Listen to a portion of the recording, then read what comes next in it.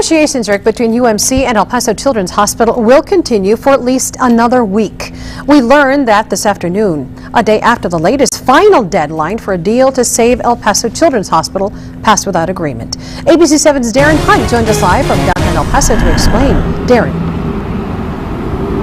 Rick and Estella, today's bankruptcy hearing in Austin was broadcast here at our federal courthouse. Now, Judge Chris Mott postponed until next Tuesday a hearing on whether UMC can present its plan to save the Children's Hospital. Now, yesterday's attempt at a last-ditch deal fell apart, despite both sides appearing to agree for the most part. Children's officials admitted in a release they did request some clarifications. UMC and commissioners told me they viewed that as yet another counteroffer, and that led to the deadline coming and going with no deal. But with another week to work with due to today's delay, it appears both sides are now headed back to the negotiating table in hopes of concluding that elusive agreement. But Commissioner David Stout said in his eyes that agreement must include UMC as Children's strategic partner and no one else.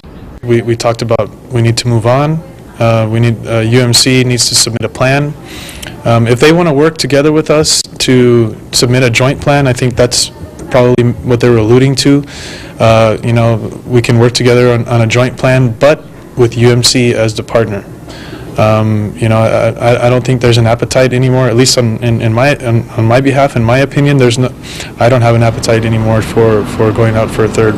And we just spoke with County Judge Veronica Escobar, and she agreed with Commissioner Stout in that about Children's partner needing to be UMC and only UMC at this point. No comment thus far today from Children's Hospital on whether they agree with that assessment, but court documents they filed previously do allude to the potential of a third-party strategic partner. So that may be the significant sticking point at this point. Now, coming up at 6, you will hear from Escobar why there was no deal yesterday despite Children saying it had accepted UMC's terms.